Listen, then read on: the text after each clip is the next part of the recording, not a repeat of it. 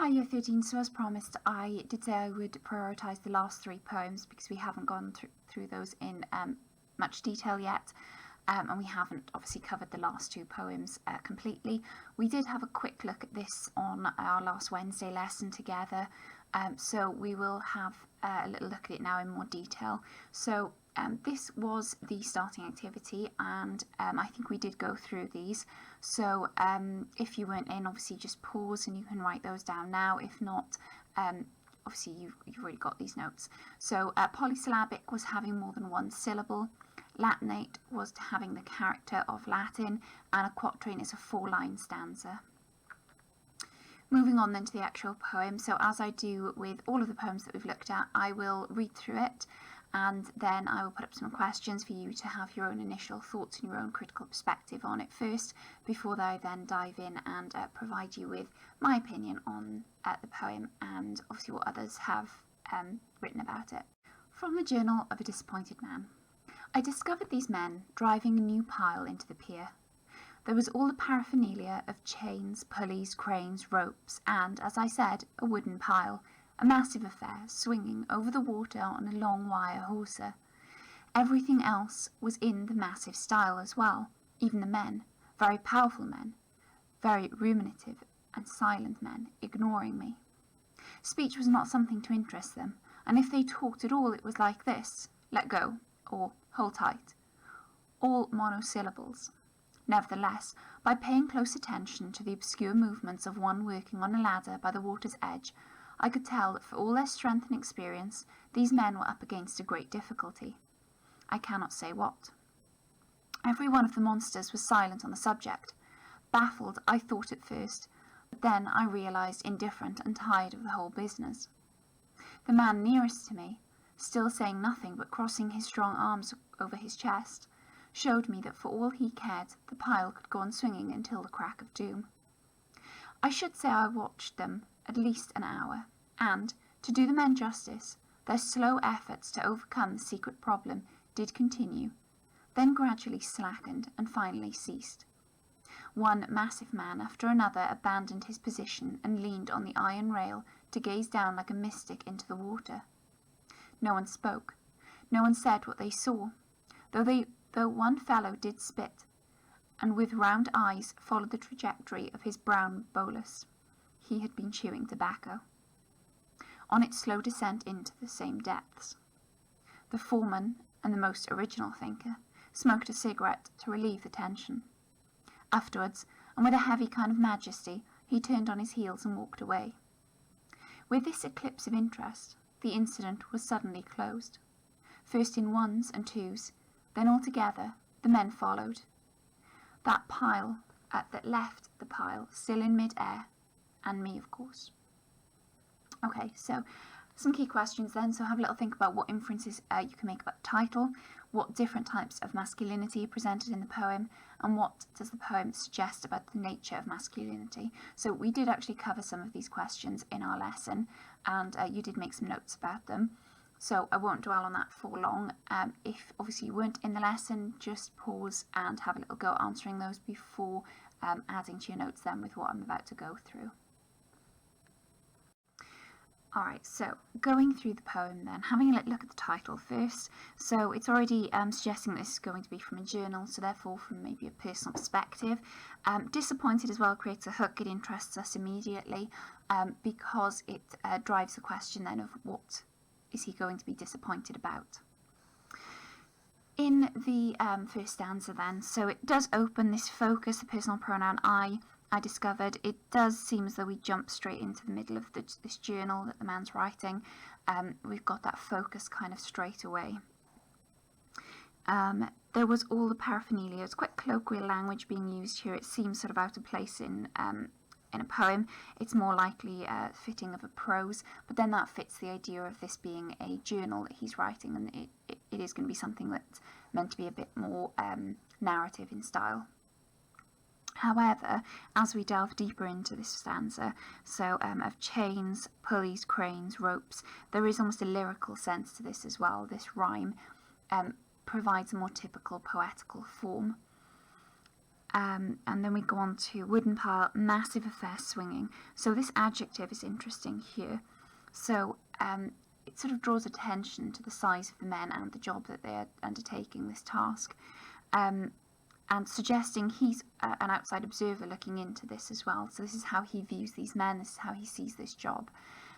There is a sense as well structurally of this enjambment, so again feeding into that narrative style and having that sense of him as an observer links in all together at this opening stanza, and how he's almost sharing this incident with us, but obviously it's meant to be written in a journal, so not necessarily with us, but we're almost intrusive observers, maybe a little bit like the man himself, who, when we go deeper into the poem, it seems that the men are maybe a little bit frustrated. They ignore his presence. So we are almost like the man in that sense, that we are invading and observing something here in the form of his journal entry. Over the water on a long hawser. Everything else was in the massive style. So again, this sort of repetition here, suggesting again the task is huge, maybe ironic as well, as the only powerful attribute these men have is their physical strength, their physical presence. They're not powerful in any other sense, and that's kind of emphasised as well when they're described as very powerful men. Sort of adds to that intensity of it, that it's the adjective powerful men, just suggesting, when we look at the themes, that these men are in a sense from the lower social classes, and actually the only power and strength that they have is through physical means. Let's have a little look. So yeah, this idea of strength, so very ruminative, and that word there as well, that adjective that's being used, it does suggest that they're slow in thought, but it's actually usually associated with cattle, and does it maybe then link into that theme, that idea of their social class, and then being sort of part of the masses, but the idea then that they are that they sort of follow each other, that they don't question things, and again this idea, the silence and idea of being quite slow with things. There is an element of almost the observer, this person that's writing in this journal, being quite almost having an air of superiority and looking down at these men in the way that he views them, and he views their actions and their thought processes.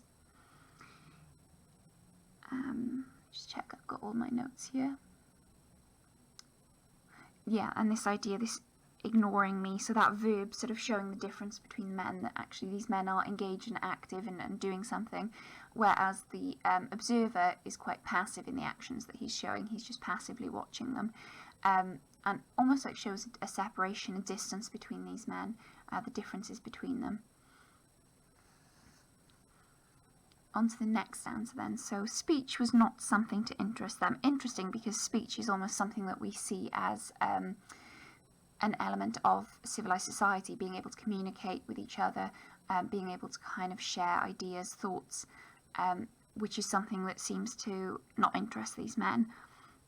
So maybe foreshadowing as well, it talks about later on the idea of them being monsters, and it maybe does foreshadow that comment, because something that someone had said is that when they're described as monsters, it comes out of the blue, and it's quite shocking. But actually, maybe this idea of him viewing them as not necessarily unable to communicate, but unwilling to communicate, suggests then that they're less human. It's almost it almost has an element of zoomorphism to it, where he likens them to animals. But speech was not something to interest them. And if they talked at all, it was like this: let go or hold tight. It's interesting, because is that those imperatives, are they quite brutish? On the other hand, it could be because they are labourers and they're doing something that could be fairly dangerous. They do need to have those shortened imperative sentence structures to what they're saying, because their communication does need to be direct and quick. So if anything does happen, if anything does go wrong, they can just communicate that very quickly and very efficiently. So you could say as well that it's highlighting this divide, this class divide between the men observing and the men that are performing this labour on the pier. All monosyllabic, so again that idea of being very sort of brief in their communications.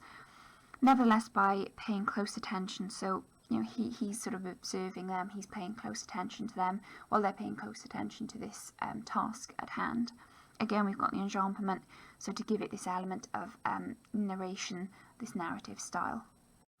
On to the next stanza then. So, to the obscure movements of one working on a ladder. So obscure, it does almost link in with, when we again look at themes, this idea of these men having sort of private lives, inner lives, that the observer doesn't see. And that links into that. So obscure to suggest then that it's hidden and not clear. So almost ambiguous. Movements of one worker on a ladder by the water's edge. So this idea as well of the motif of the hidden depths of people's lives. So as I said, linking into that the description of obscure there as well. Water is used as a motif in this poem as well. It stretches throughout it. But for all their strength and experience, so again, it's almost as though the writer has this air of superiority, looking down his nose at the attributes of the men who have physical strength and experience behind them, whereas almost we have this sense that the man writing views maybe academic and education achievements as more important. So is he being maybe quite derogatory there as well, suggesting maybe that they don't have this lack of intellect, but rather they rely on experience and strength. These men were up against a great difficulty. Again, I've sort of questioned that in terms of the adjective great. Is it maybe patronising, or maybe does it show his own ignorance about the task, that he doesn't maybe understand it as he's observing it? We have, again, this very brief, simple sentence here, which is interesting because it kind of links back to earlier with the men having these brief monosyllabic phrases that they say to each other. And those simple sentences kind of reflecting how these men speak in very brief terms. However, the observer, by this very poem, which is far more sort of long and almost rambling to an extent, there's a contrast there, there's antithesis between them. But it's interesting that he's summing up the fact that he can't make sense of what the problem is with this very simple sentence, and he's monosyllabic almost like the men. I cannot say. Every one of the monsters, so as I said, this idea then that they're not human, this sort of almost dehumanization of them, someone did mention that it's unexpected. Unexpected metaphor suddenly does not link to the men at all, but actually I would argue that by sort of describing them in what could potentially be viewed as quite a derogatory tone, then actually it's not maybe that unexpected that he sort of distances himself from these men, that he does not see or view himself as similar to these men. So every one of these monsters was silent. So again, this sort of emphasis on this lack of communication, which for the writer seems to be something dehumanizing, something that makes them not worthy of being classed as human. He very much sees communication as something essential for humanity, and almost the mark of being developed and advanced. On the subject, baffled, I thought, so we have his views on these men, that he thought they were baffled. That verb suggesting that he thought that they were clueless, that they didn't realise what they were talking about, what they were doing, or how to sort of overcome the problem. But then I realised indifferent and tired, so tired of the whole business. So that idea of indifferent as well. I mean, does it maybe present the idea that these men from this sort of lower working class, that the man is just observing and suggesting that he is part of a different social class? Does it maybe suggest that the work that they're involved in is something that's not fulfilling, and therefore it's something that they don't really care about, and that for them this is just a way of earning money and it's not something that engages them? But it does again show this very different perspective of the observer and the men that he's observing. And tired, so tired. So that description there, those adjectives describing the men as tired, it could suggest that, the hard work that they're doing, or it could suggest that they're tired through the mental process, and it's something that maybe, again, it could be quite derogatory here, that he's being quite derogatory, suggesting that they are not thinkers, that they don't like to think, they're reluctant to think, and therefore it's something that exhausts them, that is something that they disengage with. The man nearest to me, still saying nothing but crossing his strong arms. So again, this repetition, this consistent reference back to being silent again, which is significant. Crossing his strong arms, so again, this adjective to highlight the strength of these men, and that sort of physical prowess almost of these men. Showed me that for all he cared, the pile could go on swinging until the crack of doom. So we've got this metaphor here, and this idea of the crack of doom, making reference to the end of days and until the world ends. It's almost quite elegant there in terms of it being quite a literary metaphor, and therefore contrasts quite heavily with this idea of the two men. So our writer having this very strong knowledge of literature and having that contextual knowledge to make reference to the crack of doom. It's antithesis then between the men who are saying nothing and lack that communication and that education and that sort of skill of being able to make those references, but the communication there is juxtaposed. I should say I watched them at least an hour, so that's quite interesting as well, the sort of adverbial of time here, where actually he's got time to stand around and watch them and observe them, whereas these men are working. So again, it sort of emphasises that social class and the difference maybe between them. And to do the men justice, their slow efforts. So again, questioning there the tone, is it maybe sarcastic? Is there an element of superiority again from the writer? But he reflects on their actions. And again, sort of it links to that idea of them being ruminative, where they have that slow thought process and they're not in a hurry to kind of fix the problem.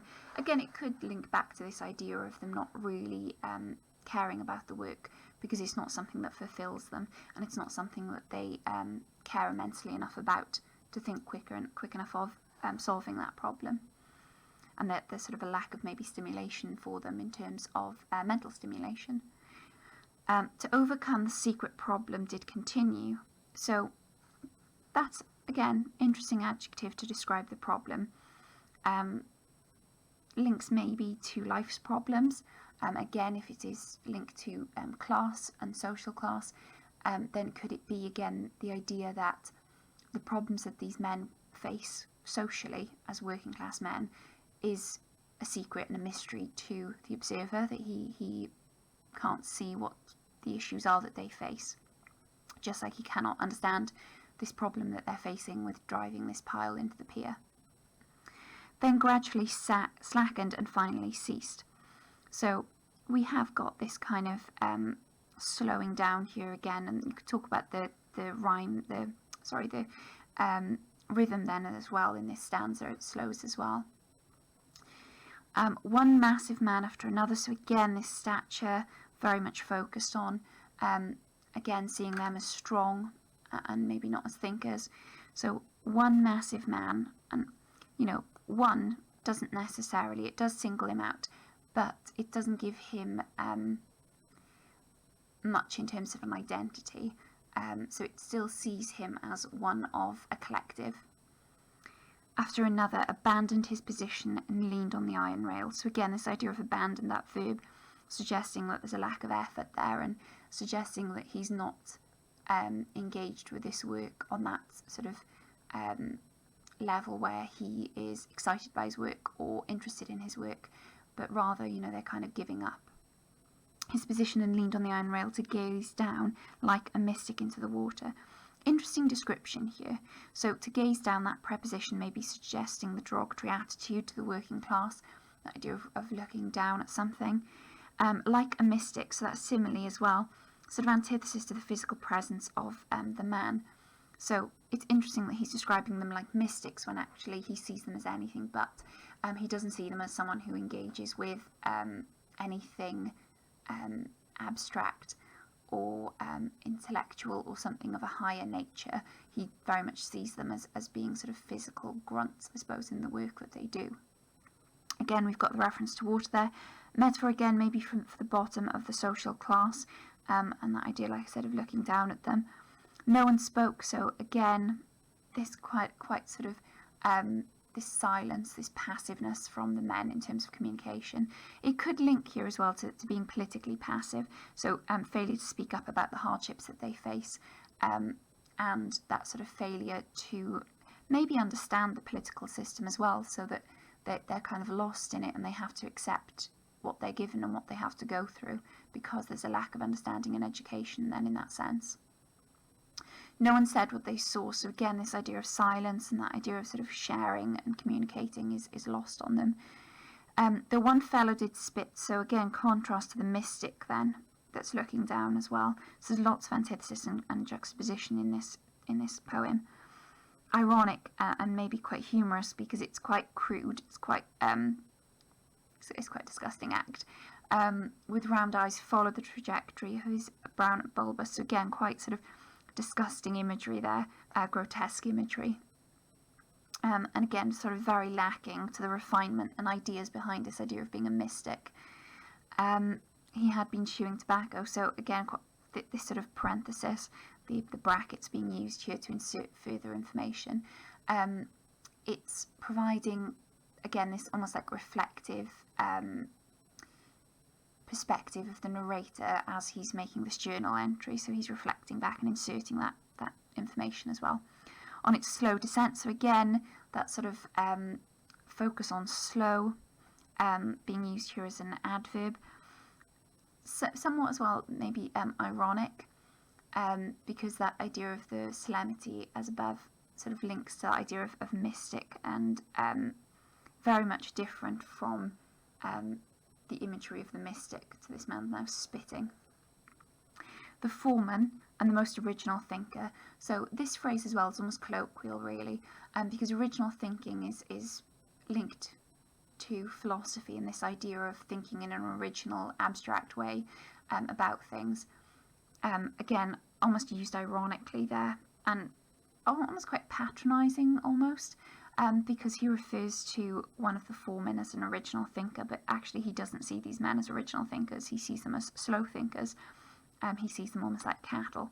Smoked a cigarette to relieve the tension, so you could say as well the actions here, smoking, links to maybe quite a working class view as well, and it's usually seen quite negatively as well within the working class sphere as well. Afterwards, and with a heavy kind of majesty, so again, is that being quite humorous, is that being ironic, because he does not see these people as majestic, but yet he's describing them as such. He turned on his heel and walked away, so this idea as well may be quite shocking to the observer, where he doesn't expect them to walk away from this problem to actually find a solution and fix it. And maybe again showing that divide, that because he sees himself as an intellect, he would persist with something and he would resolve an issue if it was him in that position. But he's quite shocked then that these men who are not thinkers, even though he refers to the foreman as an original thinker, he's quite shocked the fact that they just walk away. With this eclipse of interest, so again this idea that they've lost interest, that it's not something that excites them, so that metaphor there suggesting again that that they are not men who like to engage with thinking, that they are not problem solvers, that they're not sort of motivated by their work, that it's not something that's interesting them enough to drive their desire to figure out a solution. Was suddenly closed. So again, that sort of adverb suddenly suggesting that this has come out of the blue for the observer, that he finds it strange. First in ones and twos, then altogether the men followed. So this links almost to the start where he described the men as ruminative. So again, linking to cattle maybe, because if you've seen cattle move in a field, that's what will tend to happen. One or two will move and then the others will follow them. Herd animals tend to do that they'll move in groups together.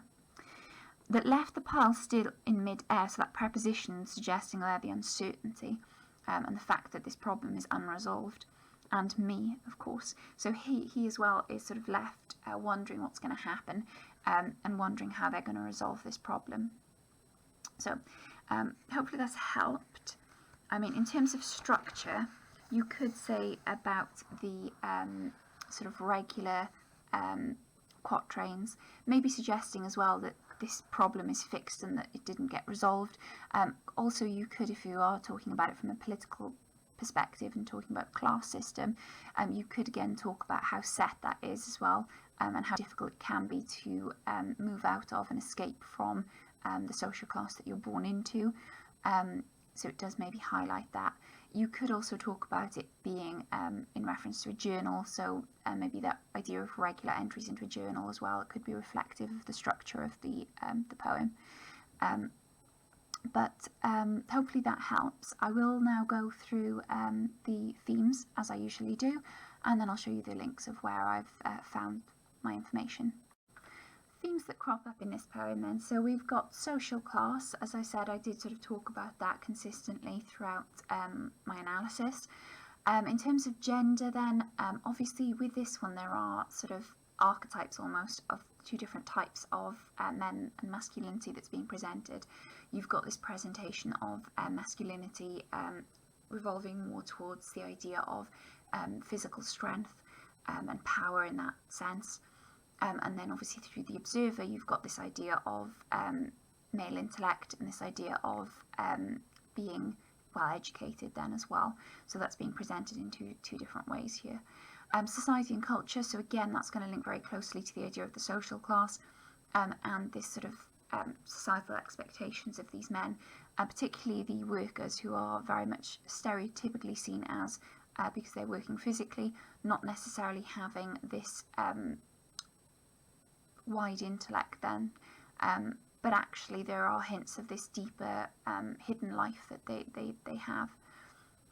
So as I've said with other poems, it might be a good idea there to colour code maybe where you can see these themes within the poems. Lastly, as I always mention, there is a bibliography. It is always a good idea to have a little look and see what other people have said about the poem, and then that does give you a basis where in the question in the exam, if you're asked about something, you can propose alternative views then as well. So if you've had one interpretation of a particular phrase or quote, you can then sort of offer an alternative interpretation that somebody else has considered. But hopefully that helps.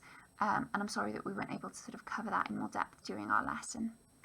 But hopefully that now covers everything in that poem. As ever, any questions though, please feel free to message me on our Google Classroom, or you can drop me an email.